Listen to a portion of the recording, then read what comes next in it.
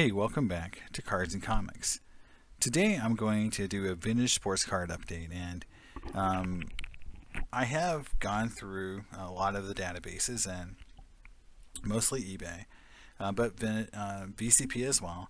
And I want to really talk about what's happening in about availability of sports cards right now. And if I look at these are auction prices and cards like this are still interesting to me. Last year, Duke Snyder, $76 for 64. Seems pretty reasonable still. 73, so 68 Brock, 118. I remember buying this card for 150 back in the 90s when people didn't really know pop counts, and so I bought that card for 150, and it's still not worth that. 73 Jackson, one of the ugliest cards ever made. 120 still seems like kind of expensive to me, but in the relative scheme of things, it's not as crazy as other cards.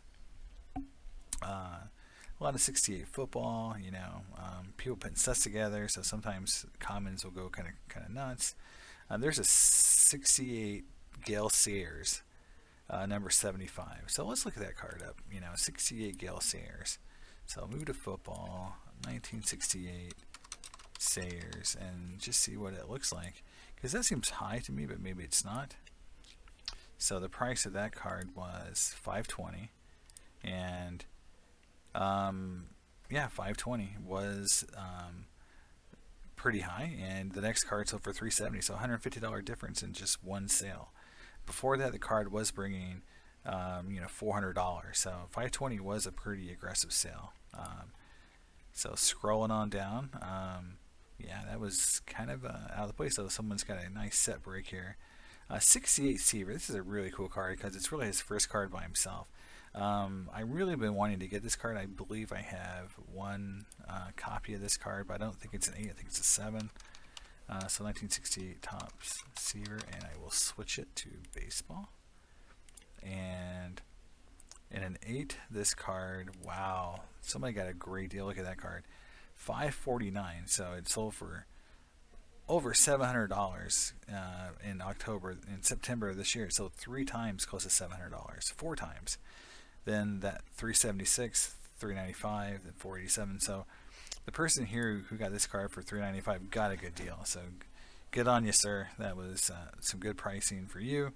Wow, that's hard to believe that card fluctuates that much between $700 and that. So that was a good steal right there. And I do think that card under $400 is super cheap. That's a second year Tom Seaver in an 8 for $400. Wow, that's pretty impressive. If you ever got that. 73 Ryan in an 8, $295. It's a little. I know it's 4th, 5th year card of Ryan, but still, yeah, not great for me. Pee Wee Reese, 480 for this 52 Bowman. That's very interesting. You see the common theme here, and I'm going to show it to you in greater detail, but not a lot of 50s cards here, right? Not a lot of 50s 8s, and used to you would see 50s 8s, quite a lot in these auctions, and now you're just not seeing them. They're in the big auctions now. So I'm going to go here, and I've got Hank Aaron dialed up here, okay? Every Hank Aaron card sold in October, so some November in here, but let's go start October 31st. And you'll see that there's been some really nice Hank Aaron cards sold. The 66, which I'll talk about in a little bit, but there's a 71. But again, if you go through here, you'll find that there is no 50s Hall of Fame, 50s Hank Aaron cards sold during this time period. So for a whole month, not a single 1950s era Hank Aaron card sold on auction on eBay. And that's just kind of unheard of. As I scroll through here, there's 2 66s and a lot of 75s. And even in a really nice 1960, and this is probably the best card of Hank Aaron that's sold on eBay in this entire time. The 60 Aaron. 65, 68, 76, 67. No 50s cards. And I'm down in September, so it's just kind of crazy that a whole month went by where there was no Hank Aaron cards. Now, you might say to yourself, okay, well, what about Willie Mays, whose cards have kind of been catching on fire?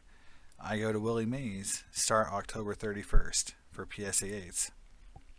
and you'll see there's been some really nice cards sold. 68, 63. The 63, it's a very nice card. 71 again. $1,500 for the 71. We'll talk about that in a minute. But scroll down through here, and again, no 50s cards. All 60s and 70s.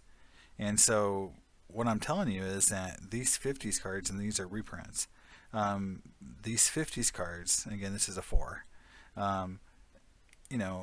in PSA 8 or better, are basically now, I don't call them museum pieces, but they have turned into cards that people are not going to just sell on eBay anymore and kind of let it ride. Those cards are going into the big auctions. They're going into either permanent collections or into the bigger auction houses, Heritage, pre-wars, online auctions, Golden. They're not being sold on eBay anymore. So I just went through Hank Aaron and Willie Mays, two of the biggest 50s and 60s Hall of Famers that's out there. No cards were sold on auction on eBay for PSA 8s from the 50s of either player. And Willie Mays, first card is 51, so he literally has almost every year of 50s cards available to you to buy, and not a single PSA 8 was sold. So I want to move on to VCP now, and we'll kind of bounce back and forth. But here is one that's sold on Memory Lane. So like I said, they're not being sold on eBay, but Memory Lane, and you can see the pricing here at $2,800 in general is lower than the average. But if you add up the last 5 or 6 sold, it's either higher or right at it. Here you got a really odd again vintage listing on eBay. And the one thing I will say is that when I look on eBay at all cards sold, including buy it nows, you will see some of these really high prices as buy it nows, like right here, $3,900 for the same card. And I think it's a little bit of collectors feeling the pressure to want to own these cards, and also the availability is so low that they're just like saying, I gotta, here's one, I like the condition, I'm gonna just hit the buy it now and just put it in my collection and quit worrying about it. So another card that I saw sell on eBay that I thought was really interesting was the 66 Hank Aaron. And the reason why is just because of the condition of the card. Now, it's a PSA 8, and it sold for $2,500, basically $2,475, which is over $1,000 more than the average, and double what the last one sold. So let's look at this card, okay? And so in this picture, you can see that the actual card itself, whoever is making these scans for Jim Cards is doing a great job of highlighting the things that people look for, the color. But obviously this image has been altered, okay? And I'm not saying it in a way that, it's been doctored. It's just the image on eBay is done in a way. Obviously they're changing the brightness and lighting effects so that the card looks whiter and kind of more more pristine than maybe it really is. But the thing that's really interesting is if I open up the image here, you can see how the brightness and has been kind of altered. But this card is diamond cut, and it's obviously diamond cut. And why would a card like this bring $2,500, $1,000 over the normal asking price or the normal VCP price is kind of beyond me. This is where I think, as collectors, you have to buy the card. This card is going to get hammered when you go out to try to sell it on a different platform to another dealer or to another collector, because people generally don't like these diamond cuts. So what I'm talking about diamond cuts is the border here and here are thinner than here and here, meaning the card is tilted at a diamond angle to make those narrow and thick borders. So that doesn't mean it's not a good card. It's just not high end, in my opinion, to bring this kind of record-setting price or this like $1,000 over comp price.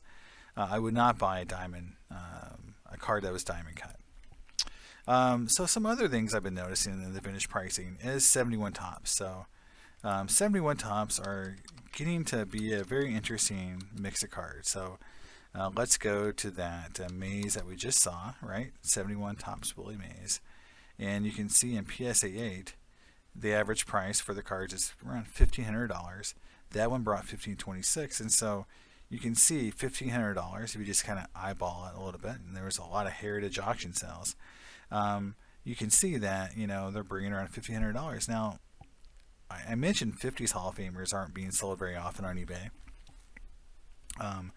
You can see that a majority of these auctions are now taking place on Heritage or PWCC, not eBay. And so this card has gone to a point of being worth enough for people not to actually sell it on eBay anymore. They're selling it on other auction platforms. And again, here's one that sold for $1,100 on PWCC, weekly or monthly. I don't know what you call it. If you look at it here, it's a little worn. I would not say it's an older grade. You can tell by the 8 being on the top or on one row.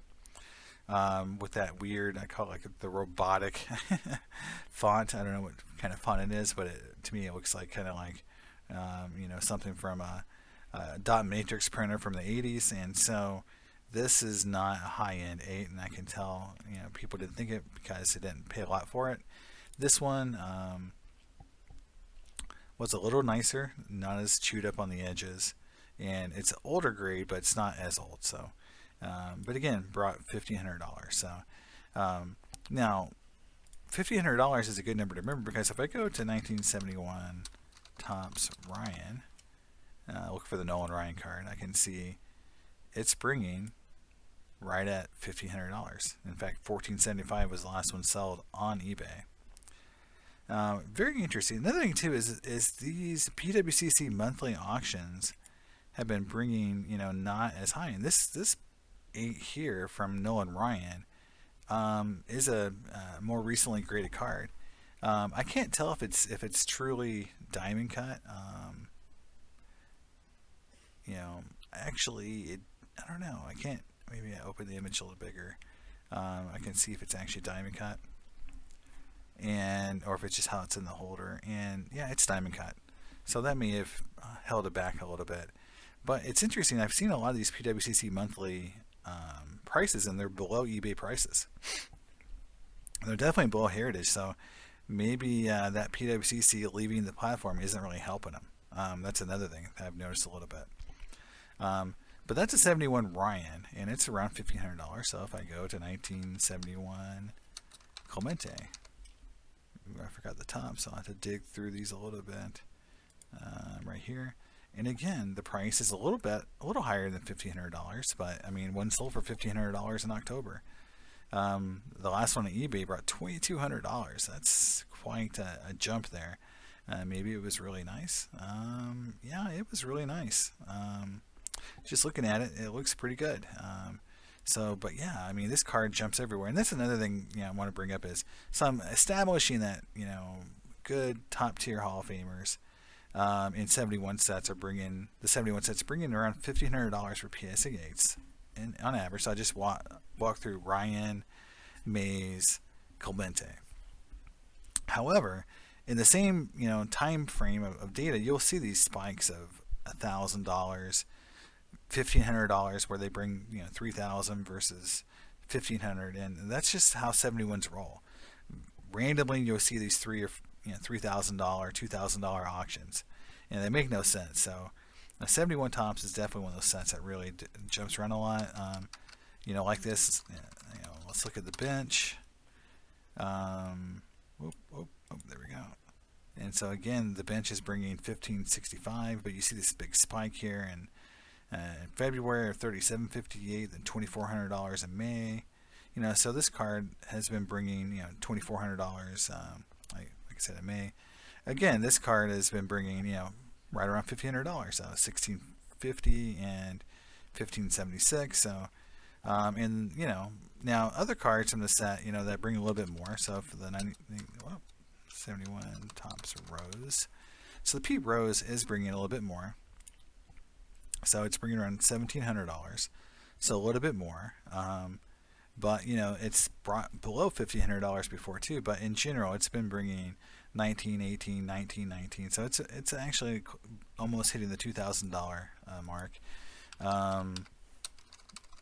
Another one, the Reggie Jackson. So if you look at the Reggie Jackson, it is bringing, right at that $1,500 as well. So I'm not saying it's price fixing, but it's very weird for me to think that so many Hall of Famers are bringing right at $1,500 in a set like this. It just seems odd that they're all priced so similarly. Now the Munson is not, so we'll go to card 5.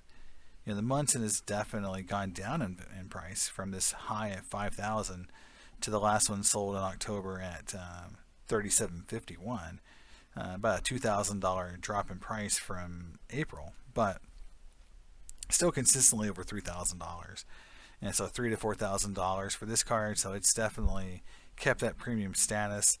And going back to 2020, this card was still $2,500. So it's gone up in value about $1,000, but it's not doubled or tripled in price like a lot of cards have from 2020.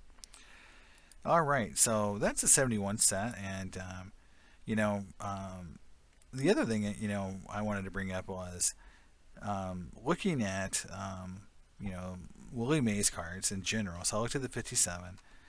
If you want to look at the 1951 Bowman Maze, I think it's really sorry, I'm at 52 Bowman Maze. This is a card that I kind of highlighted in one of my videos about Jim Brown, but this card is bringing, the last one brought $32,400, $2,000 on eBay, then $2,700 at Mile High. So this card obviously doesn't come up on eBay as often as it used to. In fact, this PSA 8 has come up on eBay once in a PWCC auction, but in general, this is now I call like an auction card. So $32,400 is the last one. Now, if I compare that to the 1952 Bowman Mantle, right? And you'll see that it's actually $32,400 is actually higher than the last 3 sales of the Mantle card. You have to go back to July when one brought 46, but on average, that Maze card in 52 Bowman is bringing more than Mantle, and I'm really excited because I really want the Maze cards to be more than Mantle, just because he's such a better player. I don't want to say like I don't like Mickey Mantle. I just want to say I would love it for players to be worth based their values to be worth how they performed on the field.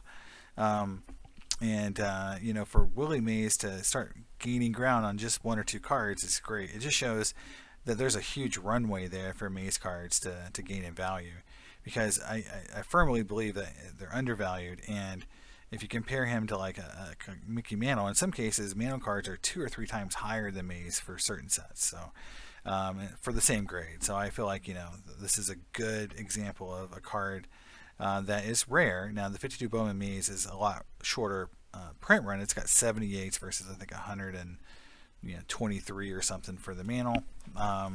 So it's a much harder card to get, and that's sort of why it's kind of priced that way. But if you go to 1953 Topps, which the Maze is a much harder card to get. In fact, it's called a short print. I don't even know when the last 8 sold, like 2 years ago, right? So maybe we have to look at a different grade. So let's look at a 7. I think a 7 sold. Yeah, 7 sold in July, 11,600, 1,700. So 2 different auctions in 21. But let's look at the Mantle. Like the 53 Mantle, is a card that just keeps, going up in price. 19,000, 20,000, 20,000, 20,000. And that's virtually double the Maze, and the Maze is a short print. So hopefully one of these days that card catches up, because that's a card that really should catch up to the Mantle. I know the Mantle is a beautiful card, but the Maze card's really cool, but it's so much short printed and so much harder to get. So there's that. So I wanted to show the 71 set. I wanted to show that the 66 Aaron that was out there, that was really weird, for the diamond cut. So guys, pay attention to the condition, because that card, it's going to be hard for that buyer to really move in the future. And then, just how the availability of 50s cards is so low. For my next video, I'm going to do a hardcore in-depth PSA 7 analysis of some really high-end 50s and 60s Hall of Fame cards to see if the 7 is really gaining ground. Because in the vintage world, when I first started collecting cards, it was always, 8s or above were the premium cards, and 7s were, for some years and some grades and some cards, okay, were considered high-end, but everyone wanted 8 and above. In fact, a lot of set registry, if you go into PSA set registry, there's a lot more people out there trying to pursue the 8 and above grade, and then in terms of the high end guys, they don't want 7s, they want 8s or above. And now the 7s is becoming a lot more common, and I think even 6s are seeing some do. So maybe I'll compare 6s and 7s and seeing the delta from last year to this year. It's better than 8s? If you would have bought 7s, would you have actually got a bigger delta on your cards than if you bought 8s or 6s? So that's an interesting question. We're trying to answer it next time. But this is just a little update on October. It looks like prices are stabilizing, and some are going up and there's some going down. But in reality, what I'm just calling out is there's some record sales being made. There's also some flattening of sales, but the availability of 50s Hall of Famers is getting very low. So if you're into that 50s Hall of Fame, PSA 8 or above collecting, you're having to go outside of eBay and probably paying a premium. So that's where we're at, and I'll talk to you guys next time. Bye.